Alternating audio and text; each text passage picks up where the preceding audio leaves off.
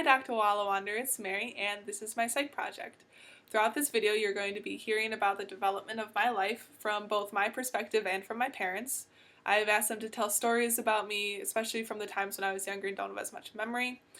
And I really hope that they pick some ones that aren't too embarrassing. If so, I apologize ahead of time. I hope you find them funny. I'm sure they find them hilarious. But I hope you enjoy this video, and yeah, that's it. Here we go. Hello, we are Mary's parents. My name is Ellen. My name is Charlie. And we're going to talk a little bit about each stage of development, just a story or something that that we remembered.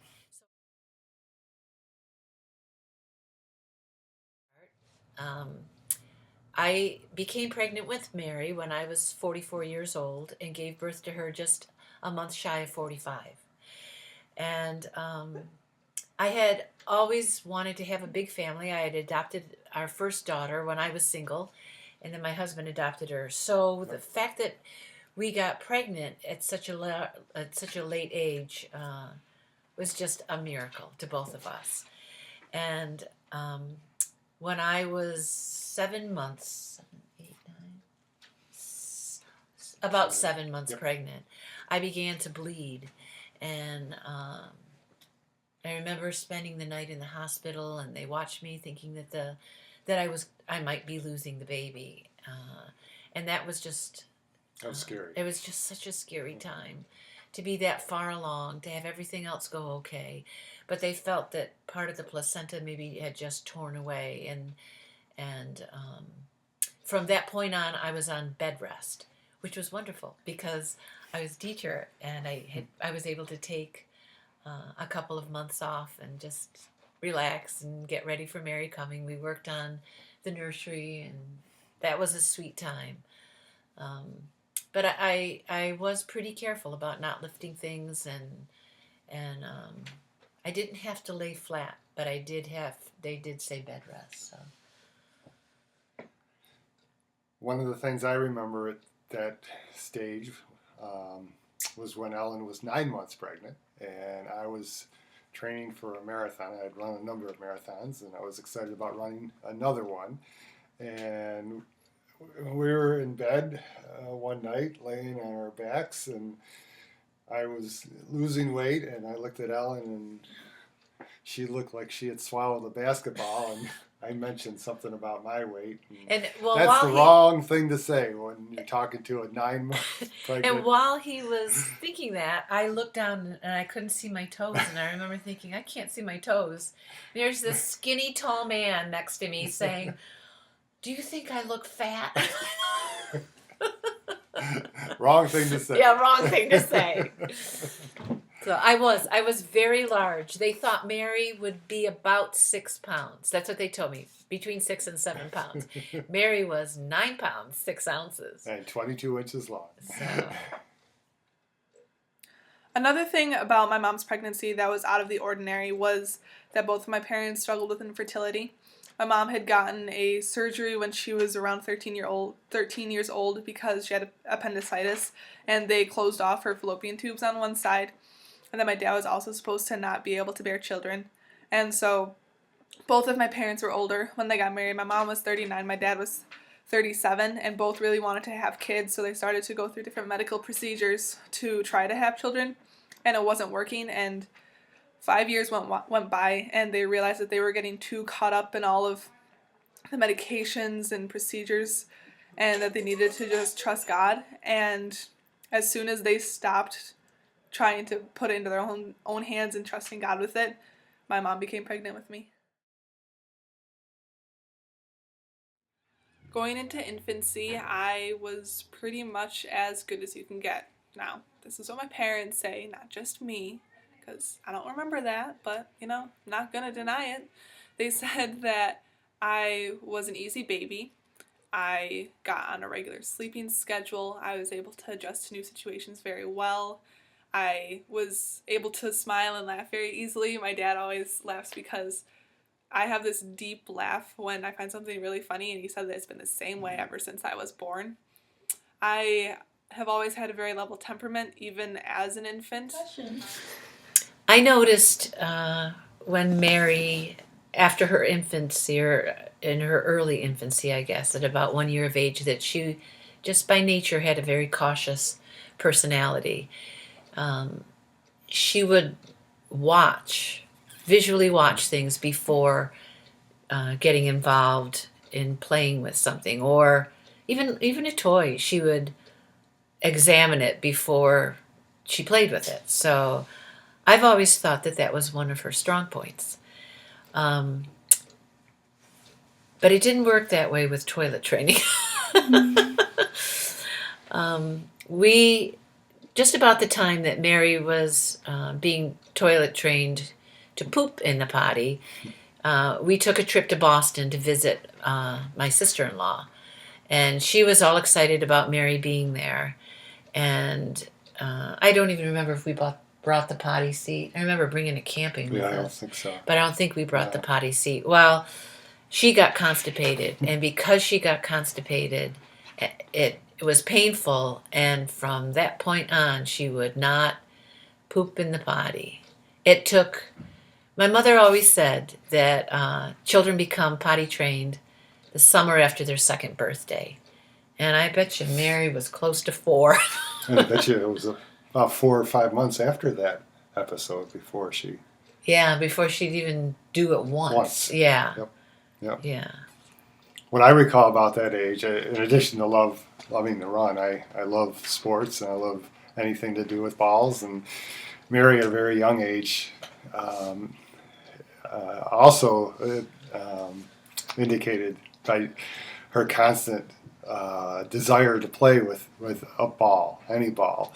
But one in particular, that we would play basketball even when Mary was 2, and I would hold her up and she would shoot. And I remember a neighbor taking a picture of us, me holding Mary and Mary holding a regular basketball, not a child's ball, but a regular basketball. And the basketball was almost as maybe half the size as Mary, but it's a wonderful picture, and it's still on our refrigerator, and it just helps remind me of Mary's love for sports and balls at an early age.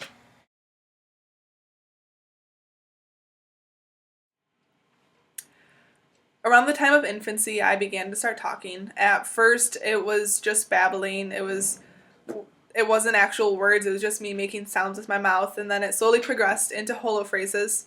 And my parents say my first word was lady, which was the name of our dog. And then I started to say other words like ball, dad, mom, the regular ones that you'd expect to hear. Piaget came up with theories for cognitive development, and during infancy he called it the sensory motor stage. This stage has got multiple substages to it. The first one being simple reflexes. I was able to have these simple reflexes such as the rooting reflex, the Moro reflex. I was always very reactive to touch. During the second stage of sensory motor development, I was able to combine multiple actions into one uniform reaction. This occurred around 1 to 4 months, and by that time I was able to pick up a toothbrush and suck on it. I also picked up other objects to suck on, such as balls or blocks or toys. I got a lot of comfort out of sucking, and I was able to combine that with multiple actions. Piaget's third substage of sensory motor development was secondary circular reactions. This occurs around 4 to 8 months, and around that age I started to repeatedly do actions that I found enjoyable. One example was rolling a ball. My parents said that I always really enjoyed rolling a ball back and forth with them, or rolling a ball to my dog at the time. During the fourth substage, which is the coordination of secondary circular reactions, I was able to develop object permanence, which meant that I was able to know that just because I didn't see something didn't mean that it didn't exist. It was just out of my sight.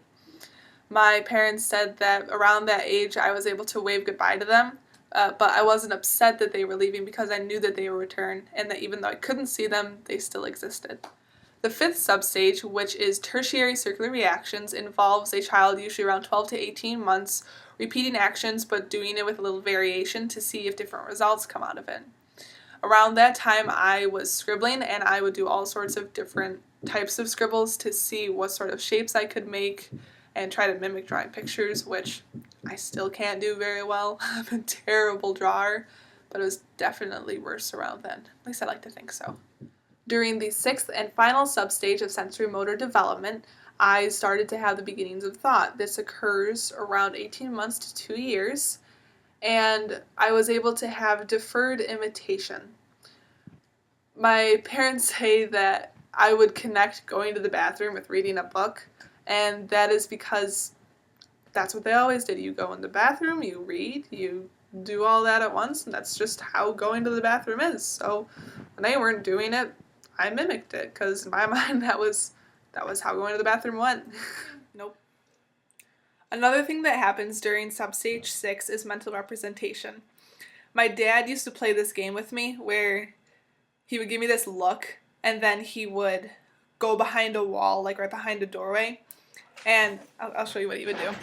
So he would go behind, so you couldn't see him like this, this, and he'd peek his head out, like this, and he'd be like, and pull his head back, and he did that to me all the time, and my parents said that like by the time around 18 months to 2 years, my dad would give me that look, and he would go behind the wall, and I'd start laughing already because I had the mental representation. I knew that he was going to stick his head out and pretend to be getting yanked back by someone else. Also during infancy, I showed signs of assimilation and accommodation. One example of assimilation was one of my first words was ball, and my parents say that it happened in the car, and there was a big water tower, and there's a water tower probably a few miles away from our house, and it's like this, and then there's a big ball at the top. So I looked at it, and I was pointing, ball, ball. So I wasn't able to accommodate the fact that like it was huge, and it was holding water in it. It was just a ball in my eyes. One way that I was able to show accommodation was by going to Niagara Falls. I looked at the falls, and I said, big waterfall down. So I was able to acknowledge it was water, but also I'd never seen a waterfall, but I saw the water falling down, so I accommodated my way of thinking into that the big water was falling down.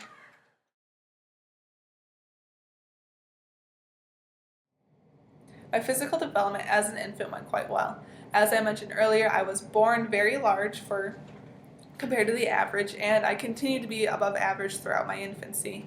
I grew an average of about 4 inches a year, I believe, and I know by the time I was 3 years old, I was 3 feet tall. So yeah, 4 inches a year. I had grown a foot in 3 years. One thing that they were worried about was that as an infant I developed croup, which scared my parents, but thankfully the doctors were able to help me, and I was able to recover fully from that.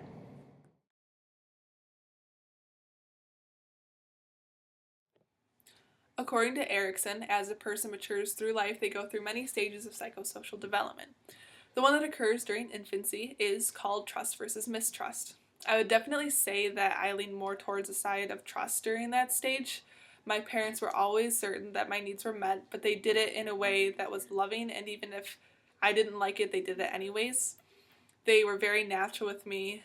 My mom made all of my baby food as I was younger. They tried not to give me anything with any type of chemicals in it. She even used reusable diapers as I was a baby, which I don't even think I would do that, but they always had my best interests in mind.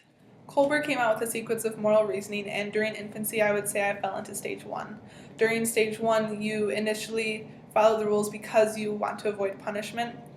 I was never punished much as a child because for me, the thought of getting punished was enough for me not to do something. Also, in that stage, you start to have reward orientation.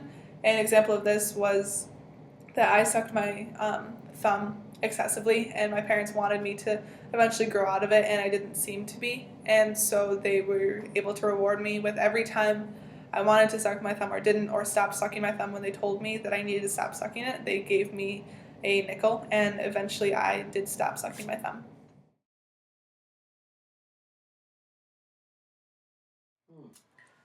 During infancy, I showed a secure attachment pattern, and this meant that my mom was kind of like my go-to. I wanted to be around her at all times, and when her or my dad weren't around, I would have separation anxiety until they came back, and then I would be able to be okay and calm down again.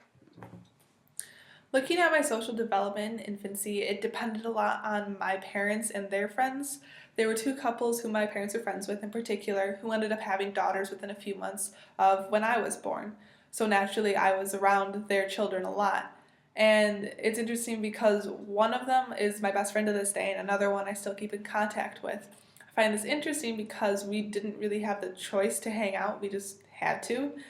But I think because we hang out, we continued to spend time together throughout development, and our families are very similar morals, same religion, same schools for me and one of my friends. That's the reason why all three of us have been able to keep in contact with each other.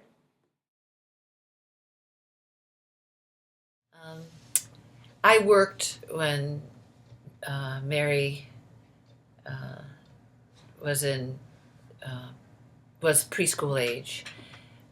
Um, Charlie, my husband, and I had an agreement that one of us would only work part time until Mary went to school full time.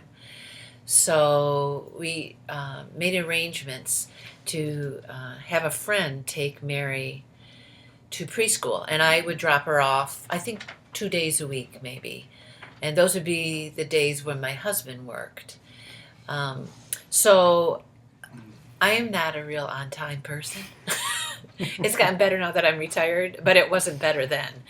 And Mary must have been 4. Yeah, because that's when you went to preschool. So it was about a 20-minute drive to preschool. I can remember Mary's not a morning person either. I can remember picking her, giving her a bath at night, putting her in those nice little knit clothes that don't wrinkle, and then picking her up in the morning, putting her in the back seat of the car, and having her breakfast next to her.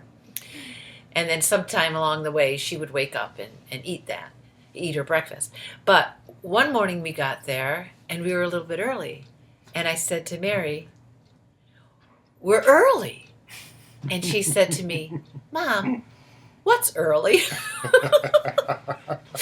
And I thought to myself, in 4 years of living, Mary's never heard the word early.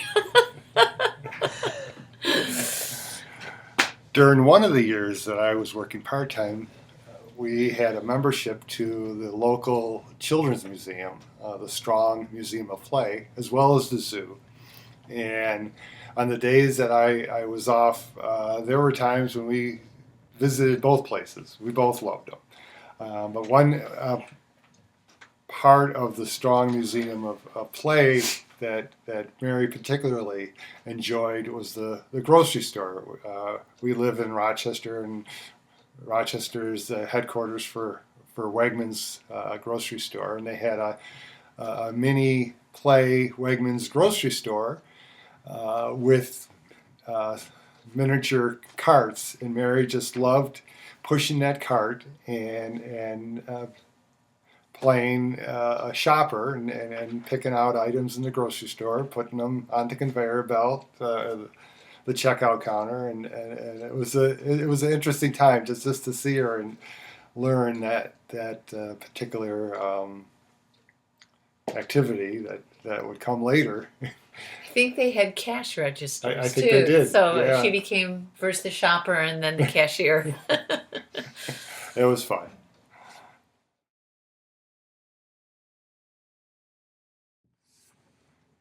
According to Piaget, during the preschool years, you go through the pre-operational stage.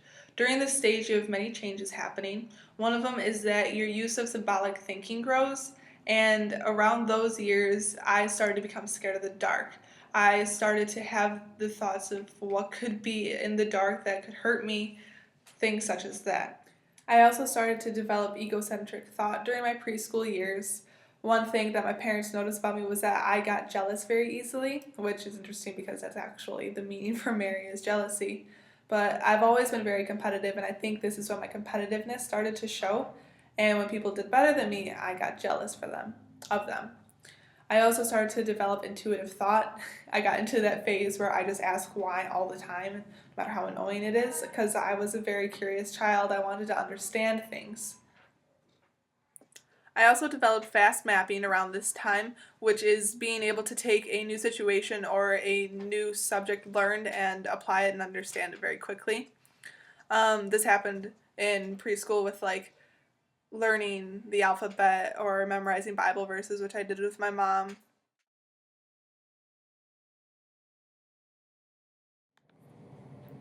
During the infancy years, I continued to grow 4 inches a year. I was the tallest kid in my class throughout preschool, kindergarten, first grade, and I think this is one of the reasons why I was kind of a tomboy. I was bigger than the boys in the class, which meant that I was able to be physically better at games that we played and stuff like that. And girls didn't really value my height, whereas guys did. They thought that that was really cool that I was that tall. And so that was why I hung out with them more. One of the reasons why I hung out with them more. One way that my physical development altered in preschool was that around the age you're supposed to develop handedness and see if you're going to be left or right handed. And I actually got this much sooner than most. My dad was an OT around the time that I was 6 months. He had just started a new job. And by the time I was 6 months old, my dad told his boss that I was left-handed. He knew it. And she was like, no, there's no way you can know that until you're 2 years old. But he was right. By the time I was 6 months, I was using my left hand predominantly for throwing things, for um, like molding things in my hands. I just primarily use my left hand. And I did that much earlier than most people.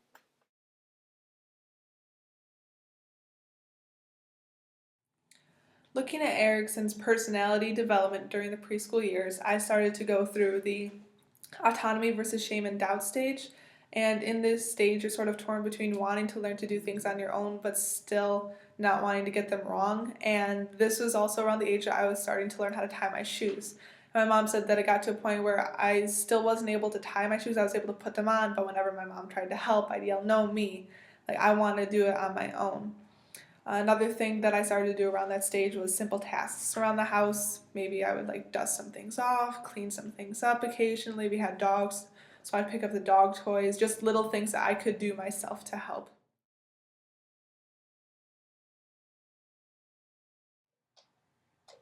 Even though I was a little more difficult to handle in my preschool years than in my infancy years, I still had a very good relationship with my parents, and I would attribute that partially to them being authoritative parents. They have always been very loving of me, but they've also had rules and regulations on me. But also, on top of that, they would let me talk to them about their rules. Maybe not so much in infancy as in later years, but throughout my whole development, they've been authoritative, and it has definitely been a good thing for me. Also, during the preschool years, I started to develop social speech and start talking to others, and it actually came out that I had a speech impairment.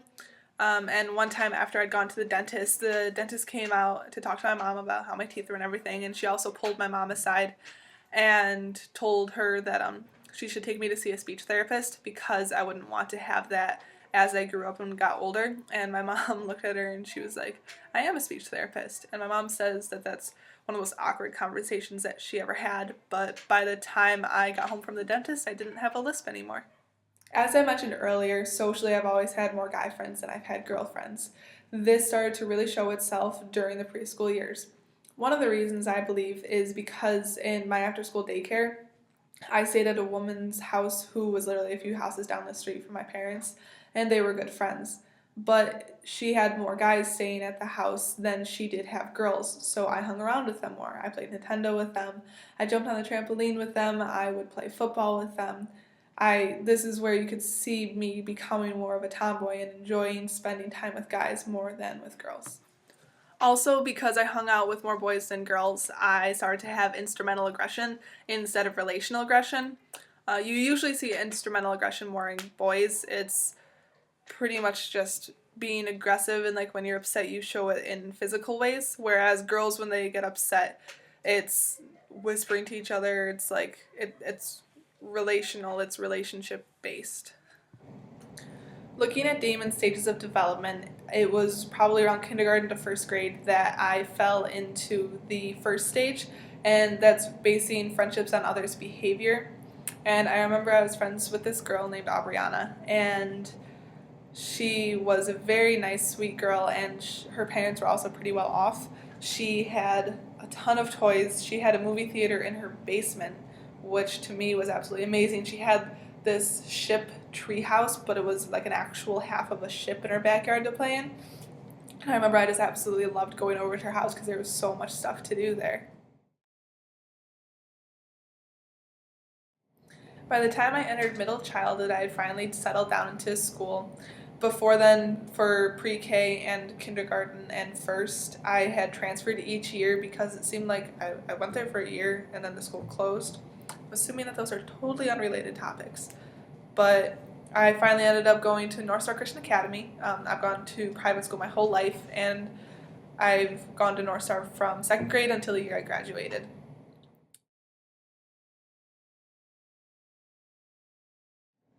During middle childhood, my concrete operational thought increased.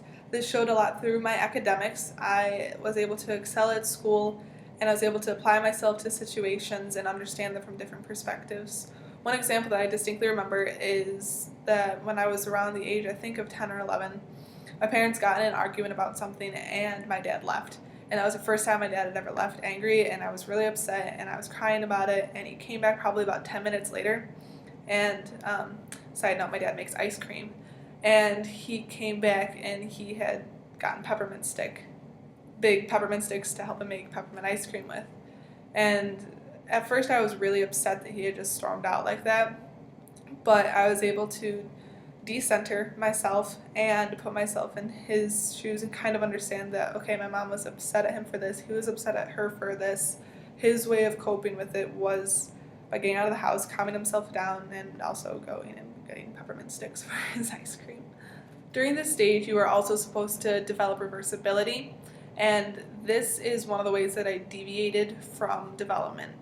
My very first memory as a 3-year-old was my mom and I were driving in the car. I wasn't driving, I was sitting in the back seat legally, and we passed by a speed sign and it said 35 miles an hour. And I remember saying to my mom, I was like, that's 8. And she's like, no, honey, that's 35. And I was like, no, Mom, 3 plus 5 is 8. And my mom said that she was kind of baffled by that because my mom's not that great at math. She's a teacher, and she jokes around that she taught math of a first grader, so that's as high as her math level goes. But then she said the next day, I was quiet for a little while, and I said again, I was like, you know what, Mom? 5 plus 3 is also 8. And she was just shocked that at the age of 3, I was able to have reversibility, which isn't supposed to happen in development until you're around 7 to 12 years of age.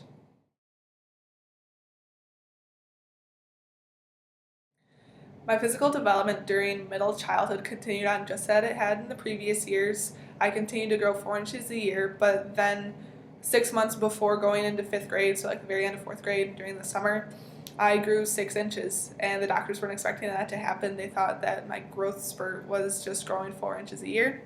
And I remember towards the end of 4th grade, it was around May, I was complaining to my mom because my shoes hurt. I was a size 7 then, and I was like, Mom, I need new shoes. She was like, no, honey, your feet are going to continue to grow over the summer, so we'll just wait and buy you shoes right before you go into 5th grade, because at private school I wore flats, and I never wore those during the summer. And so September comes, going into 5th grade, and my mom takes me to buy shoes, and I had gone up 2 sizes. I had gone from a size 7 a few months earlier all the way up to a size 9. Also, during middle childhood, I began puberty. Around the age of 11, I got my first period, and my hips started to widen. I started to develop breasts around the age of 12 or 13. It was around the same time as most other girls in my class, so there was nothing out of the ordinary about that. The one out of the ordinary thing that did happen to me was I started to grow a lot of hair. I had hair on my upper lip. I had one solid brow going straight across my face. So my mom, she also had the same thing happen to her when she went through puberty, and she got teased because of it, and she didn't want me to get teased because of it. So I got laser done on my upper lip, so the hair would go away, and I started to get my eyebrows waxed. When Mary was, I think, about 6 years old, I had the privilege of coaching her in basketball at our church, and it was a lot of fun. And of course, I am biased, but I would have to say she was the best girl on the team, and she was one that could consistently make layups and handle the ball well for her age. Right off the bat. There you go, Mary.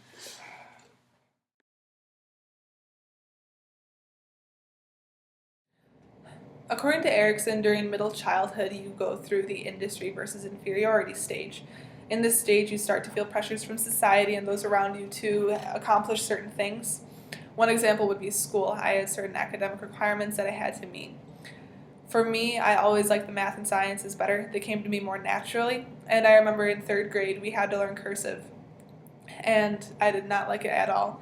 I didn't think there was any practical purpose to it. I knew how to write in not cursive, so I wasn't that good enough.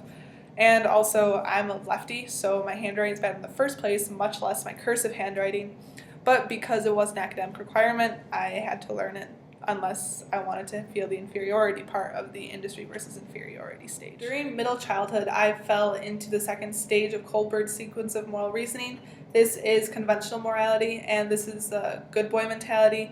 And I think I got stuck in this phase for a while. I think one of the reasons I got stuck in this phase was because of going to private school. It was a mentality that others needed to see me as good as I could be, perfect if possible. And I was one of those kids that, and not to toot my own horn, but younger kids looked up to me, and I felt that pressure to be someone that people could look up to. I wanted to be that good girl that obeyed the rules, followed the rules, was an example to others. It's interesting for me to compare myself from Kohlberg's moral development to Gilligan's moral development for women.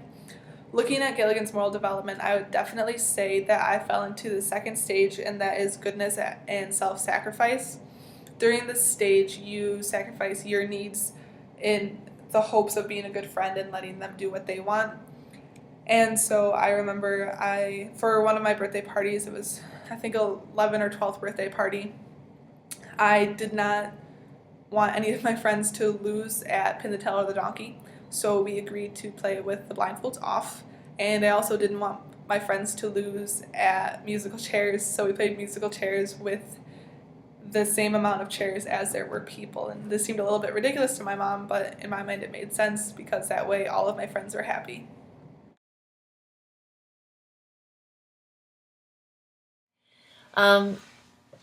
I mentioned before that Mary is kind of a cautious person, and I think that might have affected her in a way socially because she didn't readily join in. She did eventually, but not off the bat.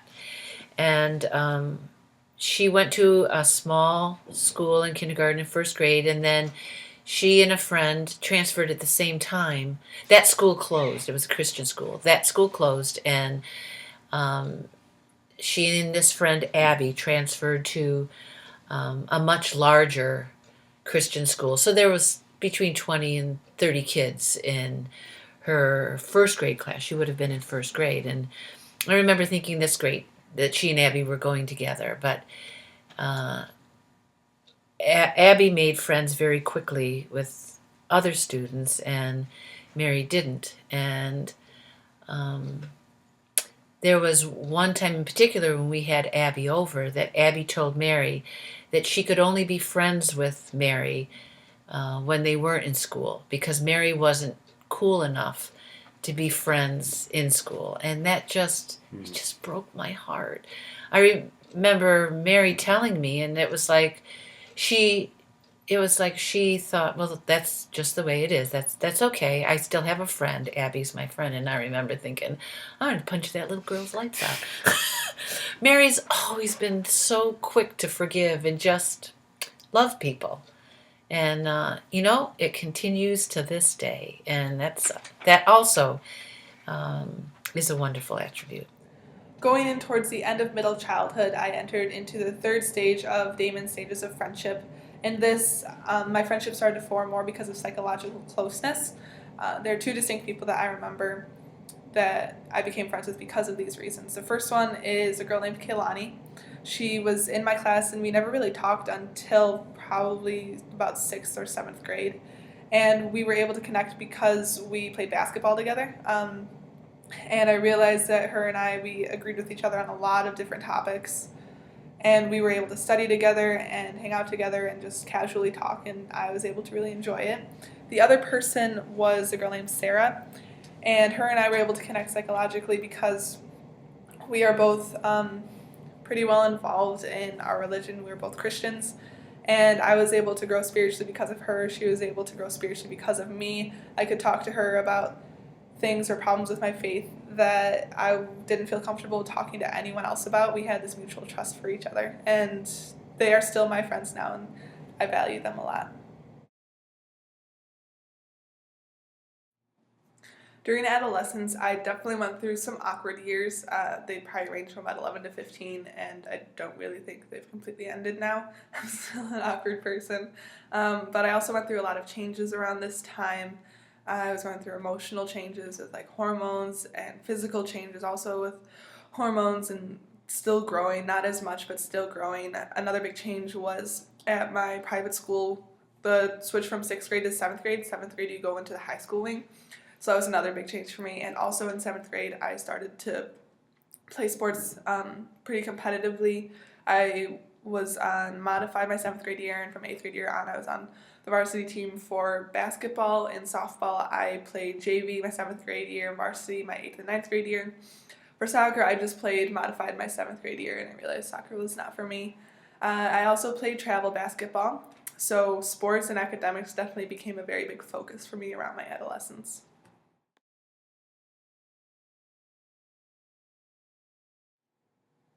According to Piaget, during adolescence, you go through the final stage of cognitive development, and that is the formal operational stage. In this stage, you begin to develop abstract thinking. One example of this was in school. At this time, we finally started to have labs for our science classes, and we would form a hypothesis about what we would think would happen, and then we do the experiment, and then afterwards, we would have to predict what would happen if we were to change a certain part of the experiment. So we were using that abstract thought. Another cognitive development that happened in adolescence was propositional thought. This is being able to take certain premises and draw a conclusion from them. And I remember a common math question that we would get around that age would be, if A equals B and B equals C, then, and the answer was A equals C. It was taking those premises and being able to draw a conclusion from them.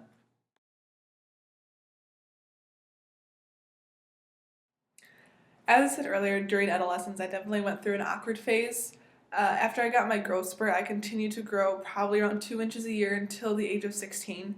So I finally reached a height of 5'10". And usually around the age of like 13, 14, 15, it seems like adolescents are kind of uncoordinated and don't know what to do with all their limbs. But I think because I'd always grown so much and been so tall and so much above average than most, that I didn't really have a problem with being really coordinated.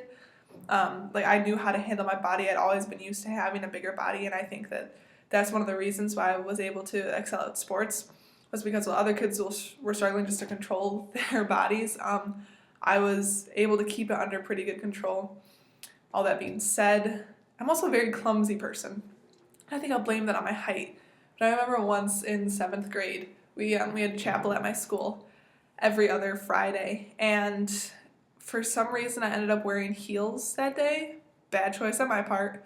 And you have to walk downstairs to get into the gym, and I just wiped out walking down the stairs, and I was just like laid out at the bottom of the stairs, and I look up and there's a guys varsity basketball team walking down the stairs, and I felt about this tall, and there are many other experiences like that, but I'll save them from you.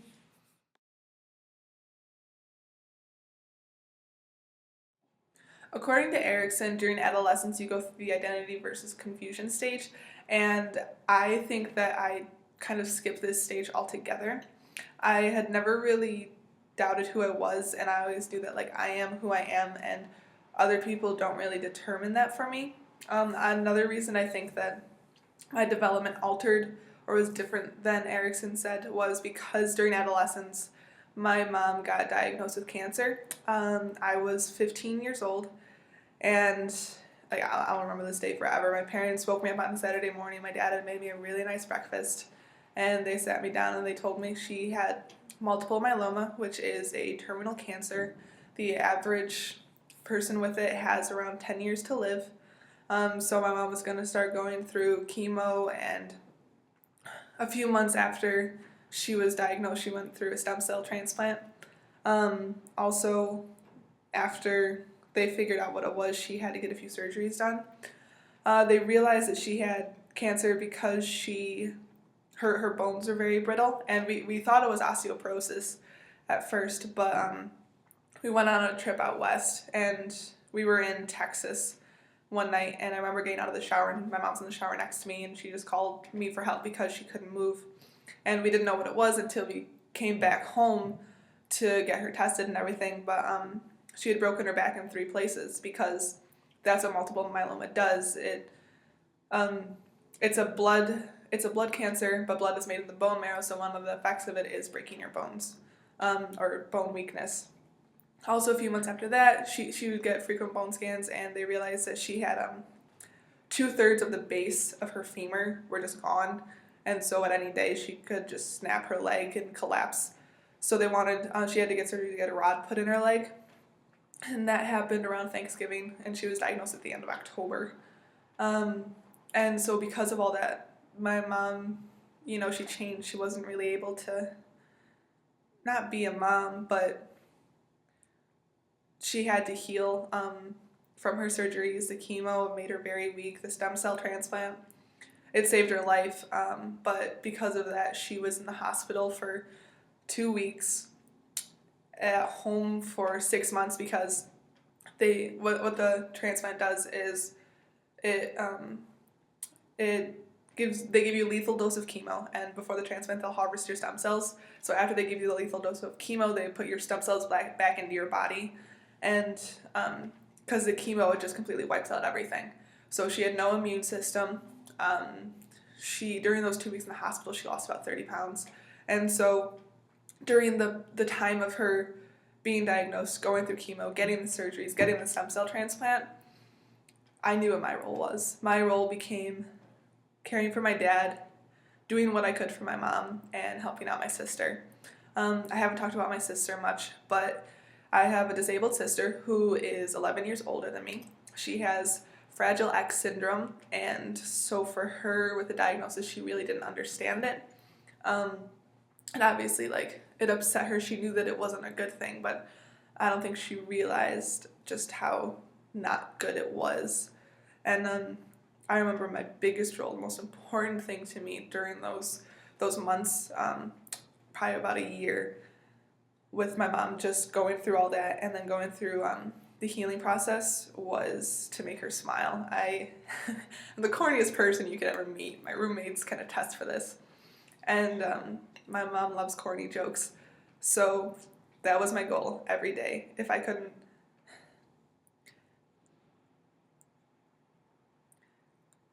heal her, at least I could make her smile.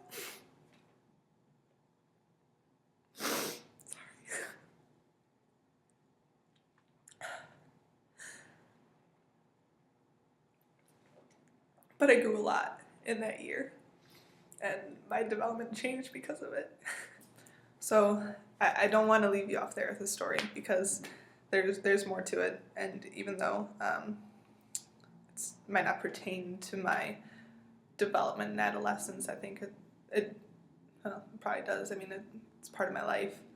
My goal was to make her smile, and my goal was to be there for my dad and to help my sister in any way that I could. By that time, my sister lived in the group home around 20 minutes away from where we lived, so she wasn't there as much to experience it, but for the time that she was in the hospital, we couldn't see her for a while because of her really low immune system. Oh, darn it. Oh well, plenty is not bad. And then when we could see her, we had to go through like 2 sets of doors, make sure that we were clean. We didn't want her to have any sort of germs or possibility of viruses or anything around her. But I grew so much in that year. I became an adult, really. I would go home from school, I would cook dinner, I'd clean the house. I would try to spend time with my dad. I would go and visit my mom as much as I could when she was in the hospital. And I'm not gonna cry again. I realized though that like I had to be strong in ways that my dad couldn't. My dad is a very emotional guy. And I think the hardest thing for me was coming home from the hospital. She had gotten her hair short because she knew that it was going to fall out. And coming back from the hospital because she'd gotten that lethal dose of chemo, she'd gotten so much chemo, her hair was just falling out like you could just grab it. It was probably like 2 inches long. She'd just grab it and clumps would be coming out. So we knew when she came home that we would want to shave her head. And then when it came time for it to happen, my dad couldn't do it. I remember he has an office downstairs in my house and just closing the door, and it was me and my mom. And I knew my dad was on the other side of the door crying, just not like, you know, it was sad, it was hard.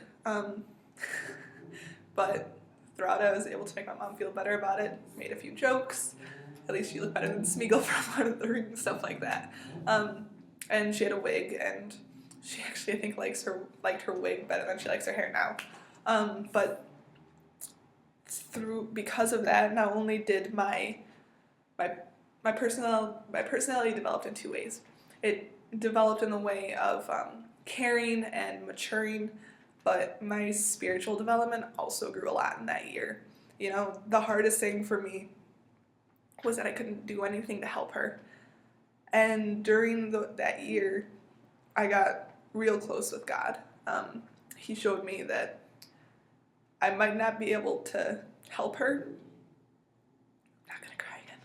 But God allowed it to happen for a reason. And I remember when my parents first told me about her diagnosis, they were like, it's okay to be mad at God. And my thought was, no, I'm not mad at God. Like, there's a purpose for him doing this. I might not see it now.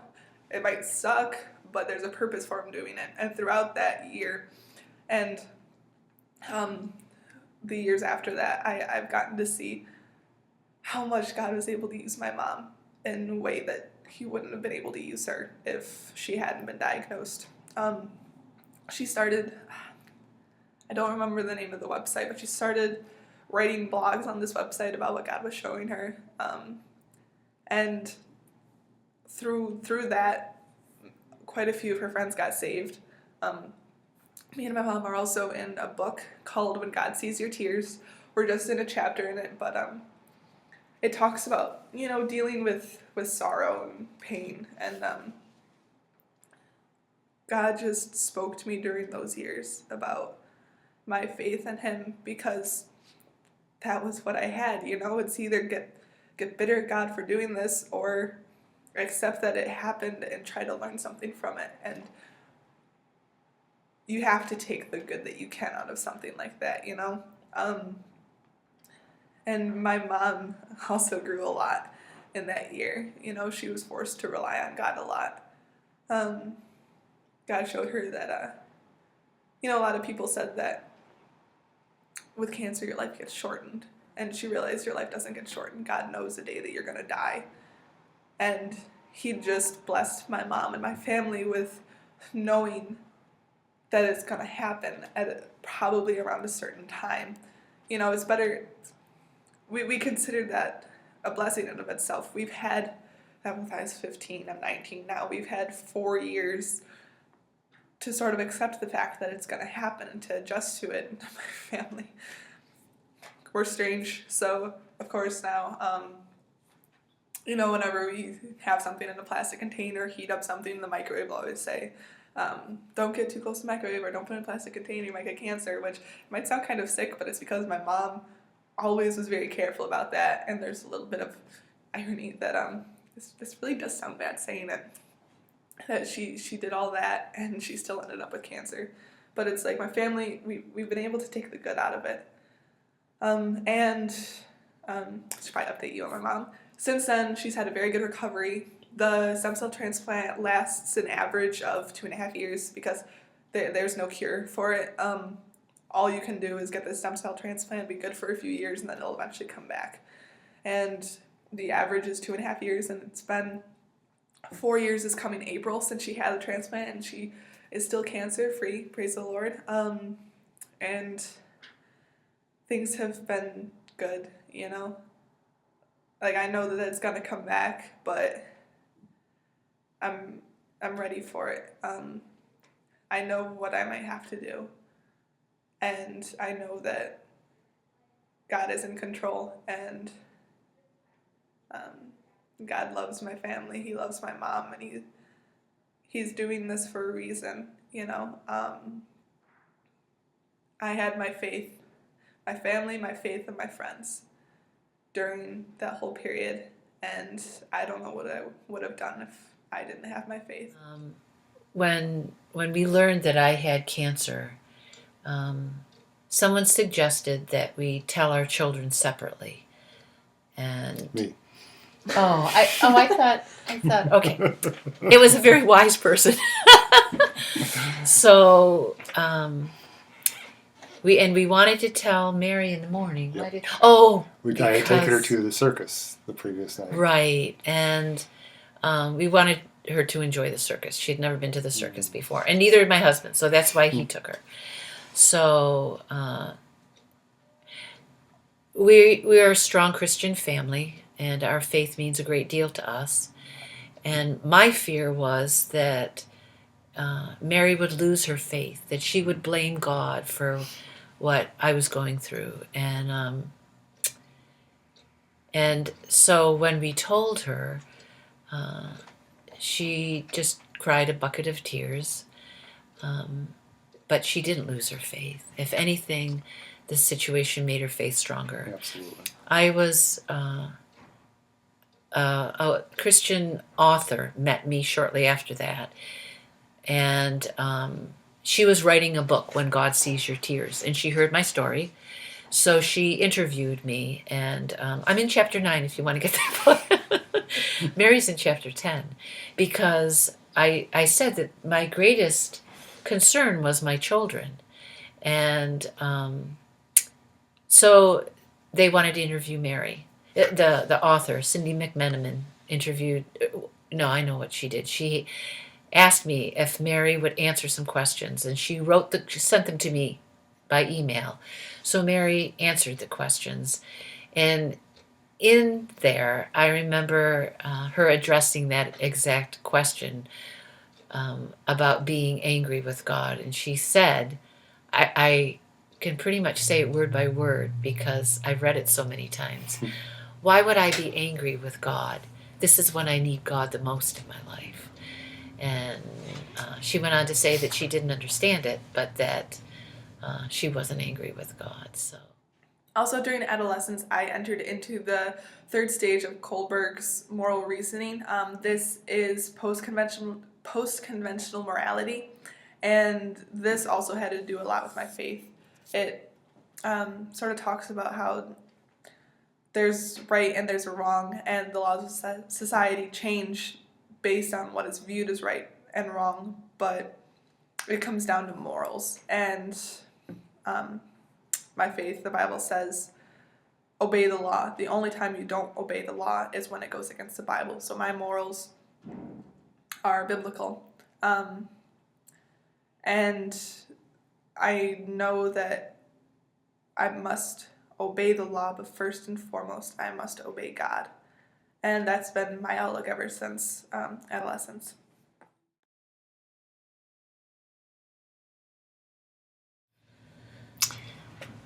I think when Mary was around 15, 16, Sounds about right. she went to her first basketball camp in Houghton College in Houghton, New York, which is about an hour south of Rochester. And we took her there after camping with our very closest friends. and I remember how tough that was on both Ellen and I, but especially on Mary. She had never, at least that I can recall, ever being away like that. I mean, she'd stayed overnight at friend's house, but this was the first time she was away, not with friends per se. That was a Sunday night. I remember driving home, and I looked at Ellen. I said, "I think our hearts are back at Houghton." Anyway, we called her every night. We called her when we got home. We called her Monday night, Tuesday night, and those 3 conversations were short. We would ask Mary a question, and she would say, "Yep, yep." Very short answer, and we could just hear the sadness in her voice, and it just tore us up. Part of us wanted to go down and get her, but part of us realized she needed to mature in this area. And I don't think we'll ever forget calling her on Wednesday night, and what a difference. It was our old Mary, very happy, very mature, very content, and evidently somehow, some way, just from the Tuesday to Wednesday, she had her comfort level had increased drastically, and ever since then she's been very mature about going to other basketball camps and more importantly going on to college. By the age of adolescence, I had already established some really close friendships, and throughout my adolescent years, those friendships just became closer. I never had a very large group of friends. My main friend group was Danielle, who I've known since I was a child, Kaylani, who I talked about in middle childhood, and Sarah, who I also talked about in middle childhood. Also, during adolescence, I became friends with a guy named Matt, and we eventually started dating. And we're still dating now, and through him I also got to become friends with his cousin Zach, and that right there was pretty much my main friend group during adolescence. Also during adolescence, the generation gap between me and my parents became evident. As I said earlier, my parents were older. My mom was 44 when she had me, so my mom was, and both of my parents were in their late 50s around this time, and that wasn't too big of an issue, but it was on certain things. I never really wanted to go out and do a lot of stuff when I was in my adolescent years, so we never really had any disputes over that. But my parents are much more old-fashioned in their beliefs and their rules, and they are a little bit more strict, I would say, than my friends' parents, who were in their late 30s, early 40s. But thankfully, it was never really that much of an issue between me and my parents. Also, during adolescence, I developed more of a desire for autonomy. My parents didn't really have that much of a problem with that because of how I matured throughout my mom's diagnosis, but I definitely wanted to be my own person. I was super excited when I was able to start driving on my own, and I actually took driver's ed so I could start driving on my own sooner. I had a job. By then I knew what I wanted to do. I knew that I wanted to become a physical therapist, and my parents were realizing that I was growing up, and even though it was hard for them, they were accepting of it. Even though I'm just beginning early adulthood, I would still like to talk about it a little bit because so far it's been great. I have loved my college experience thus far and the people I've met and the classes I'm taking, and I definitely think it's worth mentioning.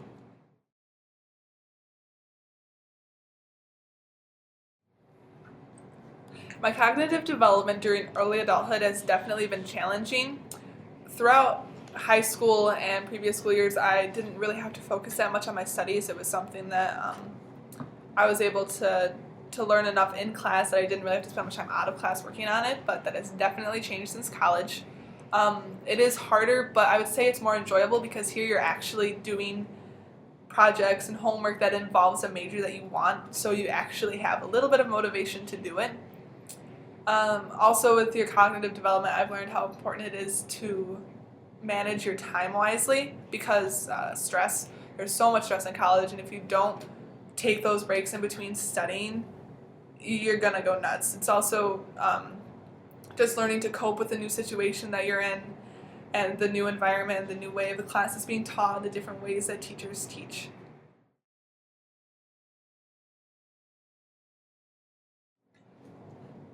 By now, my physical development has pretty much stopped, although I am in the prime physical shape that I will be in for my life. And as of right now, I am playing basketball here at Duville, and I am enjoying it a lot. I enjoy the team, I enjoy the competition, and I also enjoy having that time to work out. It causes me to balance my time more efficiently, and it's also kind of like a de-stressor. It's kind of like, okay, let me get away from my studies for a little bit, relax, just focus on basketball.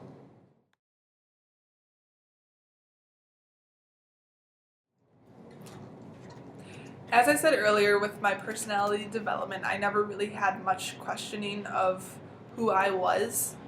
But I would definitely say that being in college and being away from home has given me more time for self-evaluation. And I think, changed a little bit. Even though this is a private school, it is still a lot more exposed than the other schools that I went to. And so I'm learning to adjust to the new environment and learning about new things that really was never talked about much in private school, and because of that, my personality and the way that I handle things is changing.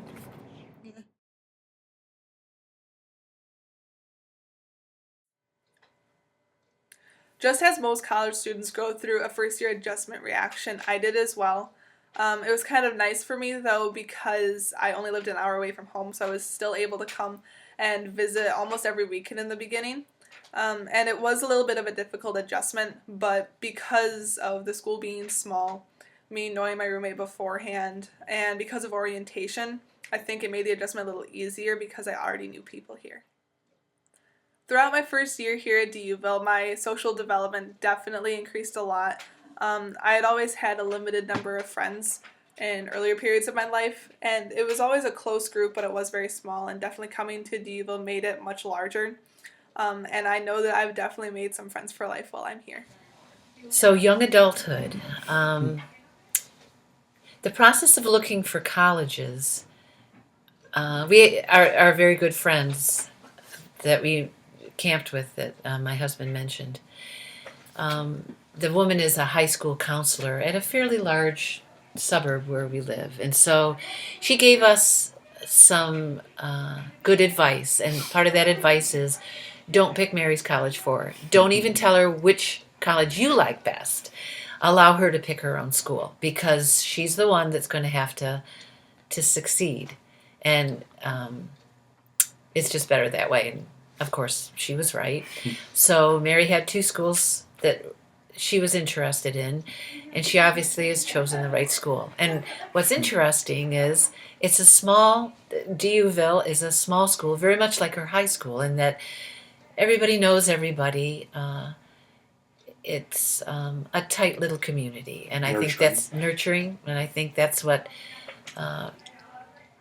this is not what we would have chosen, because there's a nice, modern, large school, not in the middle of the city in Rochester, Nazareth College. Very pretty campus. I'm sorry, I don't think Duville necessarily has a pretty campus.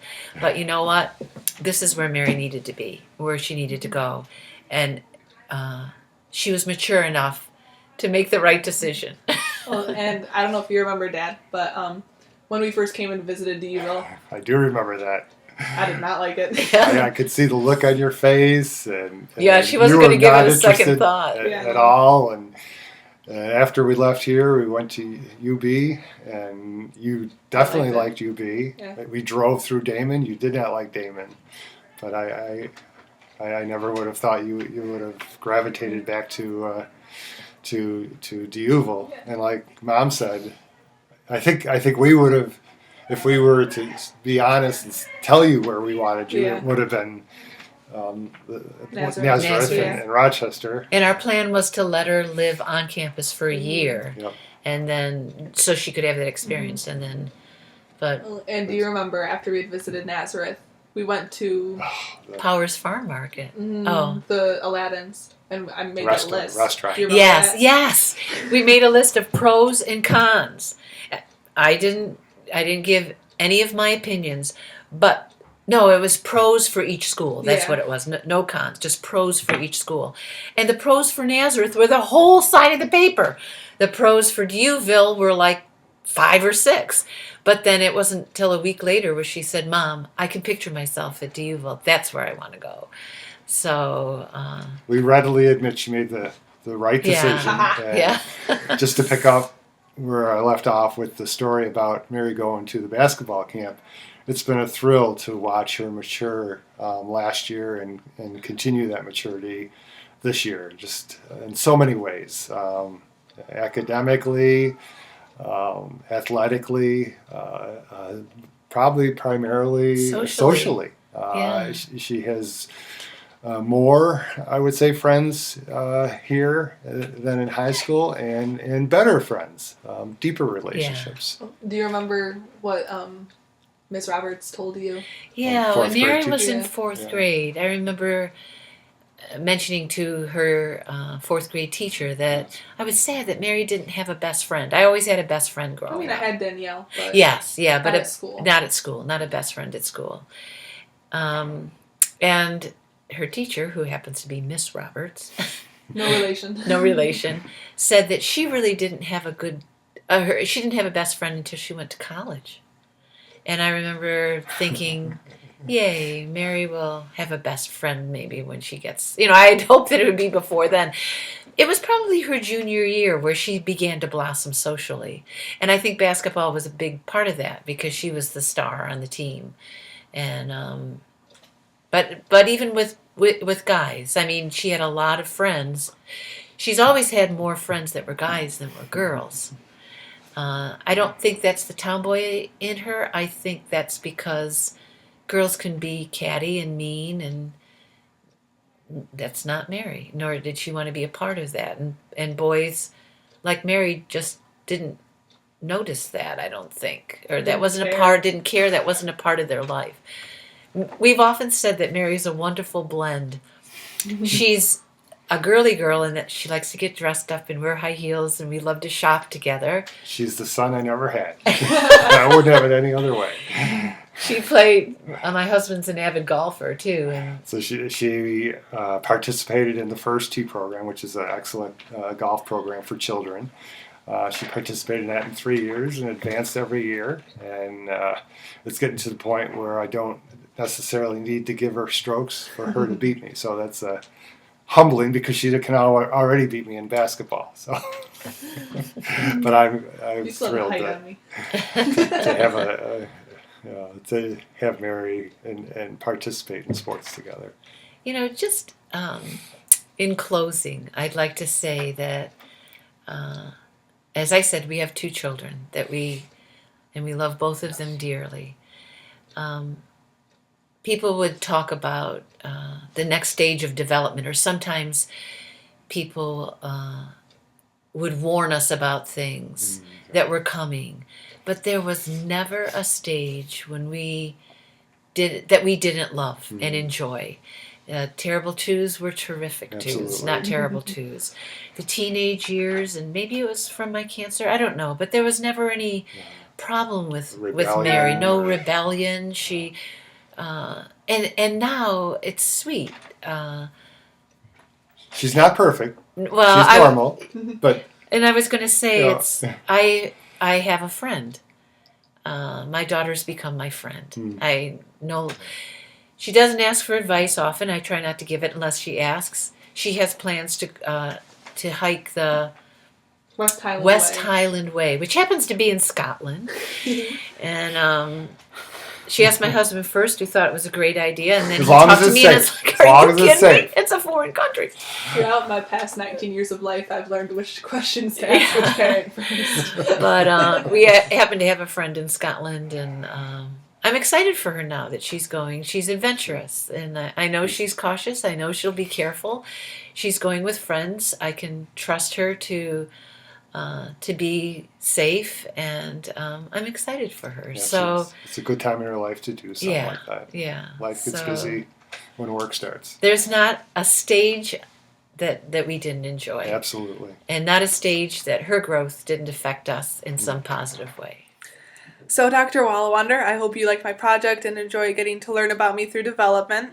I hope this video wasn't too long and that I didn't bore you or anything. And I hope that you have a good rest of the semester, and I'll see you soon.